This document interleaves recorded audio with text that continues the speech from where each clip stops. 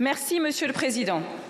Après le vote du PLFSS à l'Assemblée, mardi dernier, une éditorialiste a résumé en un titre les maux de notre pays.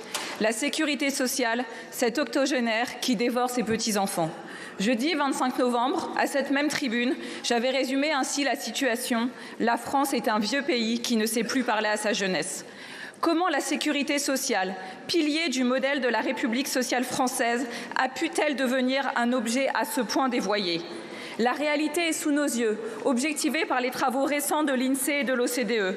L'âge moyen de départ à la retraite dans les pays de l'OCDE s'établit aujourd'hui à 64,7 ans et passera à 66,4 ans. En France, les plus âgés épargnent le plus, quel que soit leur niveau de revenu. Le taux d'épargne des plus de 70 ans atteint même 25% de leur revenu brut disponible. Mais cet équilibre est fragile. La France est l'un des pays où les plus de 65 ans sont les plus tributaires des transferts publics. Le bon sens aurait voulu qu'on poursuive la réforme de 2023 par une approche de refonte systémique plutôt que de la suspendre. Quel gage allons-nous désormais donner à la Commission européenne pour justifier de revenir sous le seuil de 3% en 7 ans et non pas au lieu de 4 ans ? Ce PLF aurait dû entamer un indispensable rééquilibrage entre les générations plutôt que de sacrifier la jeunesse au bénéfice des aînés.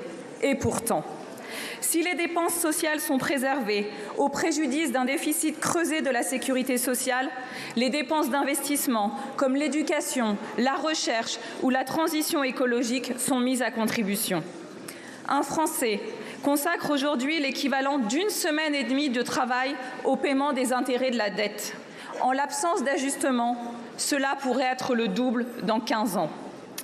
Pour les jeunes générations, la charge de la dette et donc l'impôt, ce ne sera plus le financement de l'avenir, des infrastructures pour aménager le territoire, le soutien des technologies de rupture pour rester compétitifs, mais ce sera le coût de l'héritage du passé.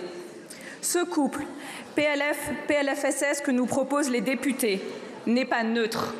C'est un budget d'arbitrage qui ne dit pas son nom, satisfaire le présent, sacrifier l'avenir.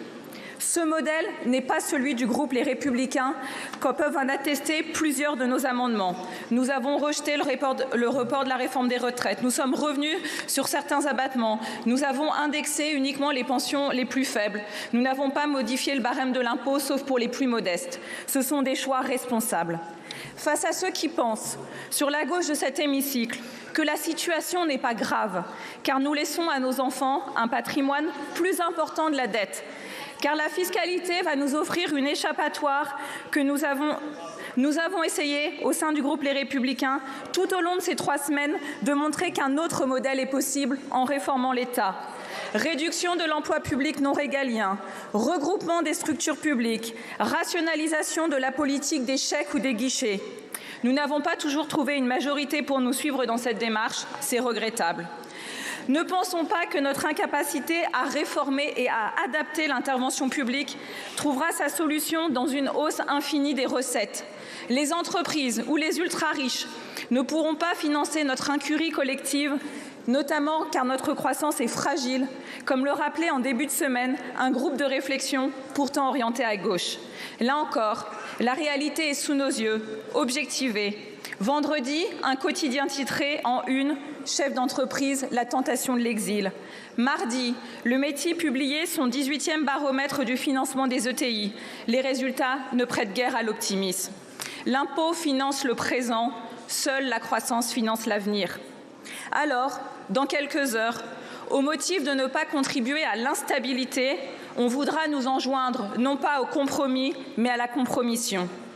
Le groupe Les Républicains a toujours abordé les débats budgétaires avec responsabilité, conscient des difficultés que l'actualité fait peser sur nos entreprises, trésorerie qui se dégrade, faiblesse de la demande, tension sur le financement. La responsabilité, oui, mais à quel prix et pourquoi ? L'instabilité ne disparaîtra pas avec le vote du PLF. Le coût de l'instabilité, ou plutôt de l'incertitude, dépasse largement celui d'une éventuelle dissolution.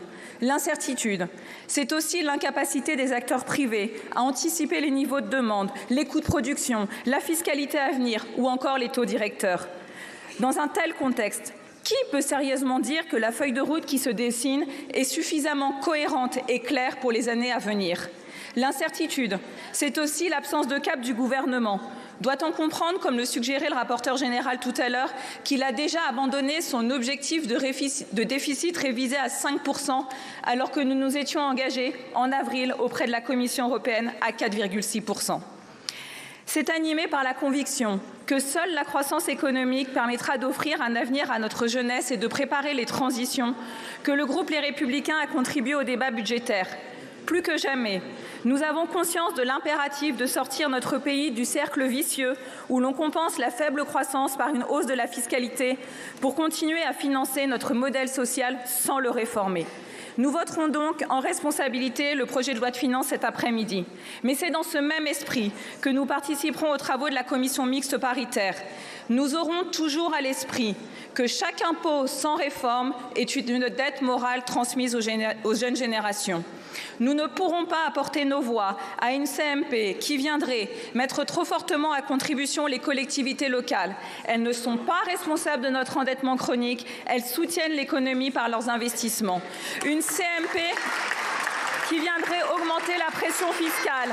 Une CMP qui n'engagerait pas les réformes nécessaires de l'action publique promises depuis 2017 et seule à même de freiner la progression relative des dépenses publiques. La marée monte chez les patrons, elle monte aussi chez les agriculteurs, dans le monde du BTP, chez toutes les forces vives de la nation qui, pour reprendre les mots du rapporteur général, n'en peuvent plus d'une politique du jour le jour, sans courage ni vision. Le projet de budget qui nous avait été présenté n'était ni responsable ni digne de confiance.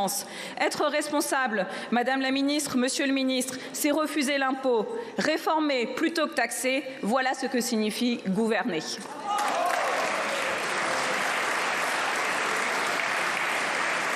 Merci.